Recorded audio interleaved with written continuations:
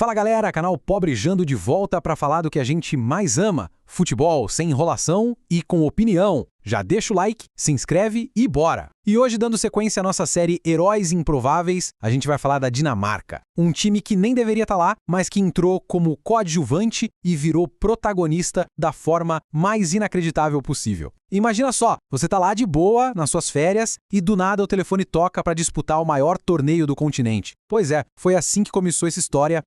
Pois é, parece coisa de filme, né? Como é que um time vira campeão sem nem ter se classificado pro torneio? Essa é a pergunta que faz essa história ser tão absurda. E a gente vai desvendar isso junto agora. Tudo começa não com um planejamento de meses, nada disso. Começa com uma virada total do destino. A caminhada da Dinamarca para a glória começou com um telefonema que pegou todo mundo de surpresa, literalmente no meio das férias. Olha só, o fato é esse. Eles tinham ficado em segundo no grupo de qualificação. Ou seja, na prática, tinham falhado. A campanha já era. O sonho da Eurocopa parecia ter acabado ali. Os caras já estavam, sei lá, planejando churrasco de verão bem longe dos gramados. E aí, a política entra em campo. Por causa da guerra nos Balcãs, uma situação super tensa, a Iugoslávia foi desclassificada. E isso abriu uma vaga, assim, de última hora. E adivinha quem chamaram para preencher essa vaga? Exato, o segundo colocado do grupo deles, a Dinamarca. E aqui a coisa fica ainda mais doida. 10 dias. Eles tiveram só 10 dias para se preparar. Pensa bem, juntar um time que estava espalhado por aí de férias, sem ritmo de jogo nenhum, para enfrentar as melhores seleções da Europa. A tarefa, cara, parecia impossível. Mas quem era essa equipe, afinal? Não tinha grandes estrelas, não tinha aquele glamour todo, sabe? A força deles vinha de outro lugar.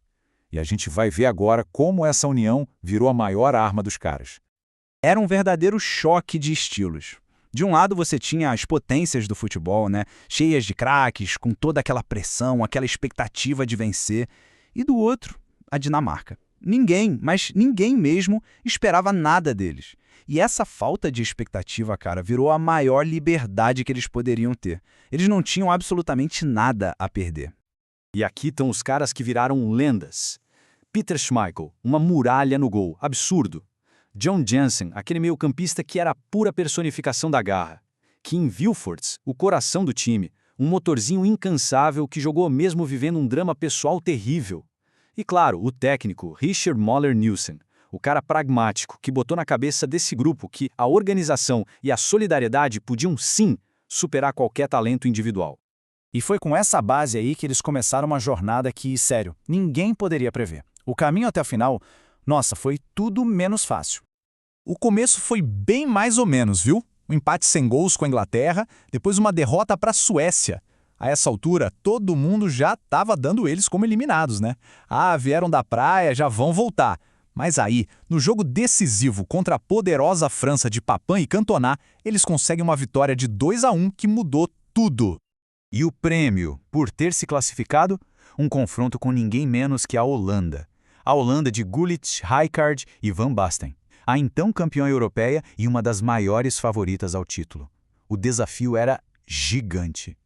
E que jogaço! A Dinamarca não se intimidou, jogou de igual para igual e o jogo terminou em 2-2, um jogaço. Foi para a prorrogação? Nada.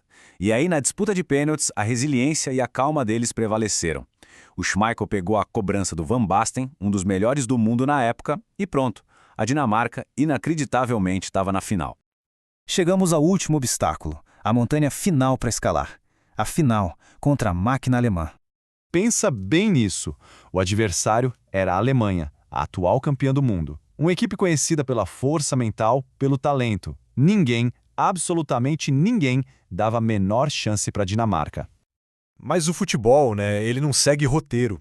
Aos 18 minutos do primeiro tempo, John Jensen, um cara mais conhecido pelo trabalho defensivo do que por fazer gols, acerta um chutaço de fora da área. Improvável. Gol da Dinamarca. O estádio ficou em choque, o mundo ficou em choque. A Alemanha, claro, foi para cima com tudo que tinha. Mas a cada ataque, eles davam de cara com um gigante no gol. Peter Schmeichel teve uma das maiores atuações da carreira dele, fazendo defesas que pareciam impossíveis, uma atrás da outra. E aí, o momento que selou a história de vez.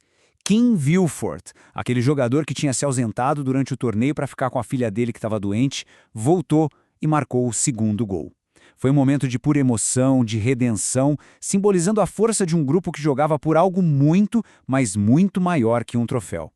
2-0. O placar final. A equipe que nem deveria estar ali, que foi chamada das férias, era a nova campeã da Europa. Simplesmente inacreditável. Mas o impacto dessa vitória vai muito além do placar. O legado da Dinamarca de 92 é uma lição poderosa para todo mundo que ama esporte. Eles basicamente redefiniram o que significa ser um azarão. Mostraram que um time unido, com um plano claro e muita, mas muita coragem, pode sim superar o talento individual. Eles não entraram no torneio para fazer bonito, para brilhar, eles entraram para vencer. Então, o ponto principal é esse aqui. O peso da camisa, a história, os grandes nomes, tudo isso importa, claro, mas no fim das contas, o que decide mesmo é a crença. É a convicção de que a vitória é possível, mesmo quando todo mundo diz que não é. E isso me leva a uma reflexão final, né? A história da Dinamarca de 92 é um exemplo máximo, mas existem muitas outras por aí. Qual história de superação, de herói improvável mais inspira a gente a acreditar no impossível? Fica aí a reflexão. Comenta aqui embaixo e compartilha. Aqui é o Pobrejando, futebol raiz, resenha sincera e opinião sem filtro. Até a próxima!